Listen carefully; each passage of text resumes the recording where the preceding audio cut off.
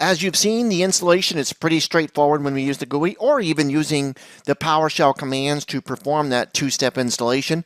But now we have to worry about configuration. It's up and running beautifully, and we need to worry about some of the configuration options to make sure it's optimized for user access. So what we're going to do in this sub-lesson is talking about the components that make Active Directory work and respond as it should. And one of the most important technologies that make it work is DNS. We can't function without DNS, and these are the different DNS records that have to be available for Active Directory to respond correctly. Notice a couple things here. We have different types. We have SRVs. I've already introduced those. Those are service records. We have A records, which are host records, and we have CNAME record, which is an alias. Now, as we look over into the right-hand column, and notice we have them per domain, per forest, or per domain controller. Let's begin by looking at the record types. We have the first one, which is referencing the PDC emulator based on the DNS domain name. We have the second SRV record, which is the global catalog, and that's based on the DNS forest name. Our third SRV record is a Kerberos record, looking for a DC on the TCP protocol, and that is looking for a DNS domain name. And that fourth record is an LDAP domain controller DNS domain name. And these SRV records contain several elements, including the service, the protocol port number, the priority and weight associated with that SRV record, and even sites if we were trying to use geographical location. So a domain controller will respond within the site versus outside of the site. We also had 2A records. We have a global catalog that's based on the DNS forest name, and then we have a domain controller FQDN, which is fully qualified domain name. So with what we're working with in our images, azmtp1.azmtp.pearson.com would be that FQDN. And we have one alias record or CNAME, and that's going to be associated with the DNS forest name. And we have one of those per domain controller, and all of these can be referenced or accessed using the DNS management console. And another very important component is the global catalog server. This contains a catalog of all of the objects, as well as a subset of attributes for each object within your ADDS forest. We use this for searches and queries against Active Directory. We want to configure for redundancy. We're going to have at least 2 global catalogs. In fact, nowadays the practice is to have every domain controller as a global catalog server. But even if you don't want to do that, consider having a global catalog within each site. If you have a multi-site deployment, remember sites are based on geographical locations, so we'll want to make sure that we have one in each geographical location for faster response. But also with that said, these GCs need to replicate to each other. So if we do have bandwidth latency in a particular site, the replication may take a little bit longer and it will consume bandwidth during that replication. And we have a unique requirement here. In a multi-domain forest, the infrastructure master, which is a FSMO role, and we're going to talk about those in just a few moments, cannot be a global catalog server unless all of the domain controllers in your domain are all configured to be GCs. So keep that in mind as you're trying to determine what DCs are going to be GCs. And with that said, let's go ahead and step out to our image, and then we're going to take a look at where we work with our global catalog servers and some of the configuration options associated with a global catalog server. We're going to hang out in image number 2 here, and we're back in the Server Manager dashboard. We're going to go to our Tools option where we access all of our AD tools. This time we're going to go into Sites and Services, and inside of here we're going to expand on Sites. So you're going to see we have our Inter-Site Transports option. We have subnets, which we haven't created. Here's that default first site name that I mentioned earlier. Inside of there we have some NTDS site settings, and we also have servers. So if I'm going to double click on server, and you can see we have AZMTP1 as well as 2, and DC type is the global catalog server. So let's go ahead and take a look at number 2. Double click on it. Inside of here we have NTDS settings again, but specifically for the AZMTP controller. So I'm going to go ahead and right click on that and go to properties. And way down here we have an option right here called the global catalog, and we can deselect this to prevent this from acting as a global catalog server, or if it's a domain controller that we want to function as a global catalog server, I would simply select this checkbox and bingo, this is now a global catalog server. So this is how you drill into the Active Directory sites and services, locate your domain controller, and either enable or disable a global catalog server. And to control the global catalog status on a domain controller, you're going to use the PowerShell command of set-ADO object. We'll use the parameter-identity to identify or specify the domain controller we want to work with, and then we'll use the NTDS settings object DN as the object name, and we'll specify the option of 1, and that will enable the global catalog functionality on that domain controller. When you're maintaining multiple domain controllers and you're trying to keep everything synchronized, Windows Server 2016 uses what's called multi-master replication. So instead of having the traditional master-slave replication, all the changes made at one domain controller, and then eventually they'll be propagated to those secondary domain controllers. Well, this method obviously has problems. It's called the single point of failure. So if that main server or domain controller fails, the other servers aren't going to get those changes. So Active Directory uses what's called multi-master replication, which allows multiple servers to receive the updates, and they all respectively propagate those changes to all other masters. So with that said, all of the domain controllers are considered masters for the purpose of replication. However, some of these objects we don't want to have multiple masters on, so we have 5 roles known as Flexible Single Master Operations, or FSMO roles, and that word FSMO is one of those that I could just say all day. It's just one of those things kind of rolls off your tongue. Now, before we go too far, I want to make sure you're comfortable with these, so let's begin with just a brief explanation. Your PDC emulator, or Primary Domain Controller emulator. Yeah, back in the Windows NT days, we had PDCs, which are Primary Domain Controllers, and BDCs, which are Backup Domain Controllers, where we would have all of our changes made on the PDC and replicated to our BDCs. Those days are gone, but the PDC emulator hangs out to perform a number of other functions in our domain. Our RID master, Relative Identifier. This is also domain-wide. It maintains a universal list of unique RIDs within that domain, don't forget, that are part of the security identifier, or the SID, that all of the security-enabled objects in ADDS receive. And remember, the SID of an object has to be unique across all objects in a domain, and the RID master, FSMO role, helps to ensure that uniqueness is enforced. Your infrastructure master is used to maintain references to objects from other domains. So if we have multiple domains in a forest, this is how we differentiate between the two domains and allows the two domains to talk to each other. Our schema master is the role that allows us to make changes to the directory schema. There's no other server in the forest that can process or update the schema. By default, when we installed our first domain controller in Active Directory, it becomes a schema master. Same with the domain naming master. This role is allowed to make changes to the forest-wide namespace, including the addition or movement or removal of domains. And by default, again, the first server promoted to the DC in the forest is the domain naming master.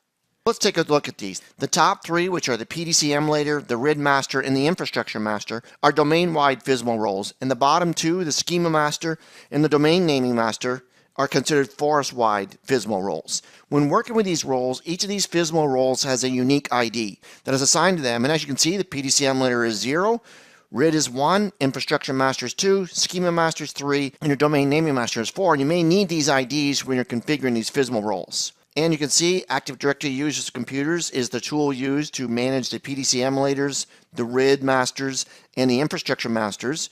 We have to add an Active Directory schema snap in to manage the schema master, and then we can use the Active Directory Domains and Trust tool for managing the domain naming master. Now, when it comes to actually changing the role from one DC to another DC, you use the seize operation, which means I don't transfer the role from the current server to a destination server. I actually log into the destination server and seize that role, and we can see we do that for the PDC emulator, the RID, the infrastructure master, and domain naming master. The schema is slightly different. We have to, as I mentioned, activate the MMC schema master snap-in, and then we can transfer the role using that schema master snap-in. Of course, you can do this with PowerShell, and you can move a FSMO role using PowerShell using a move-AD directory server operation master role. I think that's the longest PowerShell command I've seen. And you can let me know if there's others, but that's the one. I think at this point, this is the longest PowerShell I've seen. And as always, I want to explore this concept with you, so we're going to jump back out to our image, and we're going to explore the tools that we use to manage these FSMO roles. And we are back in Windows Server 2016-2 here. We're going to go to our Tools and Server Manager, Active Directory Users and Computers, and we're going to right-click on our domain. You're going to see we have Operation Masters, and we have 3 tabs, RID, PDC, and infrastructure. And notice the RIDmaster is currently running on AZMTP1, the first domain controller that we installed, but we can click the change button and transfer this to AZMTP2. Same with the PDC emulator, and same with the infrastructure master. However, I'm going to leave them all on the initial DC. So I'm going to go ahead and close this out. Then we're going to go back to Tools. We're going to go to Domains and Trust this time. And then we'll simply right-click up here. We have the Operations Masters option again. And remember, the domain naming master operations has a couple different caveats with it, so it's not going to allow me to change it the way we've got our domain controllers configured at this point. But this is where I would come in and change the domain naming operations master. I'm simply going to close that out now. And then we're going to go ahead and close this. And for us to manage the schema master, they have protected that immensely. So we have to actually go in and add the remote administrative tools through the add and remove features. We're going to continue on with a role-based or feature-based installation on AZMTP2. And towards the bottom we have remote access. We're going to click that. Then we'll go ahead and click next. And if we scroll down a little too far, we have the option for remote server administration tools, 4 of 42 installed. We need a specific one installed, so we're going to expand on the role administration tools. We're going to expand on ADDS and ADLDS, and you're going to see we have the ADLDS snap-in and command line tools, and that's not installed. So we're going to go ahead and click next. It's going to tell us with that you get some extra bonuses. You get a direct access VPN and web application proxy and a single management console. We're okay with that. We'll go ahead and click next. We have to choose one of these to continue. I'm really looking for the remote management tools more than anything, so I'm just going to grab the first one. Here we have the remote server administration tools. Add features. We'll go ahead and click next. It's going to be telling us that we're also going to be doing some work with the IIS role. I'm all good with that. We'll click next again. Here's a review of what they're going to be doing. So we'll go ahead and click next again. And if it requires a restart, have at it. I'm going to go ahead and say yes to that to allow the automatic restart. And then I'm going to kick off the installation and I'm going to pause and I will come back when this installation completes successfully. And we have a successful installation as you can see here, so we'll go ahead and close this out. But we have another step we need to perform. We need to actually update the registry. So we're going to go in and we're going to open up a command prompt in administrative mode, and then we're going to type in reg svr 32-bit, but that'll run on a 64-bit, which is what we're using here. And then schmmgmt, spelling does count.dll, and that was successful. So I'll go ahead and do an OK. We'll close out our command prompt. We'll then go into run. We'll type in mmc. We'll go to a file, and we're going to have an option called add remove snap-in. And here now you have the Active Directory schema. Without installing the feature and updating the registry, this guy would not be here. So we're going to pop that over there. We'll do an OK. We'll double click on that, knowing it's showing classes and attributes. So these are the schema items that can be updated. Again, be very, very cautious about that. And here's our operations master option. We'll click on that. And you'll see the current schema is on AZMTP1 because that's the first domain controller that we installed. This one doesn't require a seize operation. So these are the tools and steps necessary for transferring your FSMO roles. As I wrap up each lesson, there might be some other considerations or tips or tricks that I want to share with you. So I will do so at the end of each lesson in no specific order, but just thoughts that I think you'll find interesting. So here we have some. First off, that default first site name that's created when you install Active Directory. If you're going to create individual geographical sites, you're going to want to rename that. Otherwise, every time you add a new domain controller, it's going to add it to that default first site name. We talked about 3 partitions. We talked about the domain partition, the configuration partition, and the schema partition. You can add additional partitions for directory-enabled applications. A DNS AD integrated zone is an example of that. If you're using a nano server, it's not ever going to be a domain controller, so don't even go there. To demote the last domain controller in a domain, that domain can no longer have any computers as part of that domain. So if you have a computer that's hanging out there somewhere in the world that's still using this domain, you'll never be able to remove that last domain controller within that domain until we move that computer to another domain or drop them back from a domain to a work group. If you're going to use adprep.exe, you're going to find that baby in this directory right here called support adprep. In addition to that, if you want to perform an installation from IFM and you're going to perform the installation using PowerShell, parameter you're going to want to use is the installation media path parameter, and that will allow you to denote where the media is stored. Let's talk RODCs. Typically, an administrator for an RODC is not going to have full-blown domain admin's permissions. They're going to have a subset of permissions. We always want to stick to the rule of never giving up more permissions than necessary. Being only a subset of info is stored on that RODC, you're going to reduce your security risk. So this is something very helpful in a remote location with fewer users. Using PowerShell, you can install a domain controller using the typical PowerShell command, install-adds domain controller, but the key parameter there is -read-only replica. That indicates this dude is only an RODC. After creating an RODC, you have what's called the denied RODC password replication group.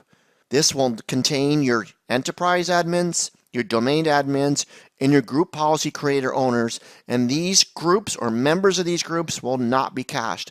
One of the powers of an RODC is it'll cache credentials, streamlining the login process. Not for these groups here. Next, cloning a DC. Works really well, but what if, after you clone a DC, you discover that there's an application that works that you want to be able to use on that clone DC? You're going to add that application to this XML file called custom DC clone allow list.